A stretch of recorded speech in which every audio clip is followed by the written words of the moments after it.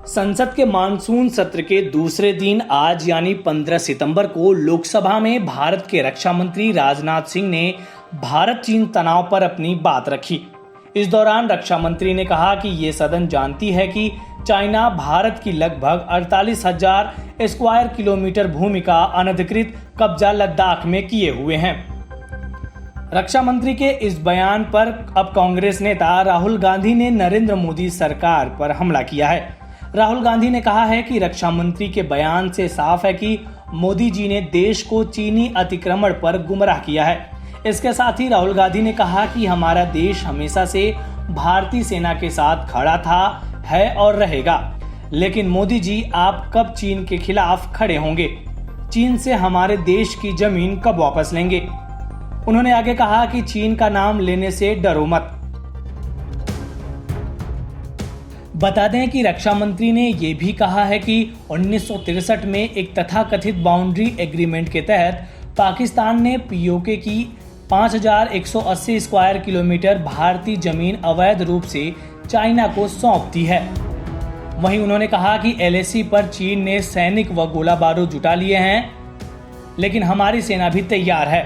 रक्षा मंत्री राजनाथ सिंह ने कहा कि ये भी बताना चाहता हूं कि अभी तक भारत चीन के बॉर्डर इलाके में कॉमनली डेलिनिएटेड एलएसी नहीं है और एलएसी को लेकर दोनों की धारणा अलग अलग है। उन्होंने कहा कि इसी उद्देश्य से मैंने 4 सितंबर को चीनी रक्षा मंत्री से बातचीत की। सिंह ने कहा कि मैंने स्पष्ट किया है कि हम इस मुद्दे को शांतिपूर्ण तरीके से हल करना चाहते हैं और चीनी पक्ष मिलकर काम करे।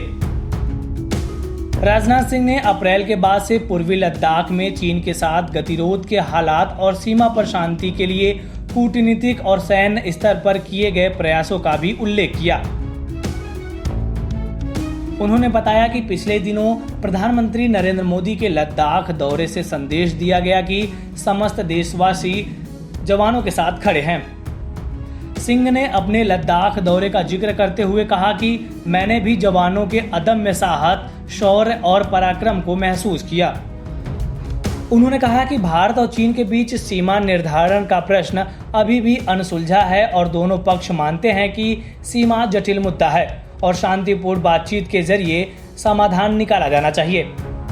उन्होंने आगे कहा कि भारत का मानना है कि द्विपक्षीय संबंधों का विस्तार किया जा सकता है और सीमा मुद्दे पर बातचीत की जा सकती है, लेकिन वास्तविक नियंत्रण रेखा यानी एलएसी पर किसी भी उल्लंघन वाली गतिविधि का द्विपक्षीय रिश्तों पर असर पड़ेगा।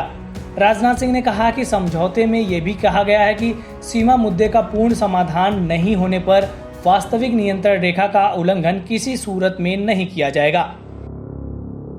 उन्होंने कहा कि हमने चीन को कूटनीतिक और सैन्य चैनलों से अवगत करा दिया है कि यथास्थिति को एक पक्षीय तरीके से बदलने का प्रयास कतई बर्दाश्त नहीं किया जाएगा। सिंह ने कहा कि मौजूदा स्थिति के अनुसार चीनी सेना ने एलएसी के अंदर बड़ी संख्या में जवानों और हथियारों को तैनात किया है और क्षेत्र में दोनों देशों के सैनिकों के बीच टकराव के अनेक बिंदु है। उन्होंने कहा कि हमारी सेना ने भी जवाबी तैयारियां की है ताकि देश के सुरक्षा हितों का पूरी तरह ध्यान रखा जाए। हमारे सशस्त्र बल इस चुनौती का डटकर सामना करेंगे।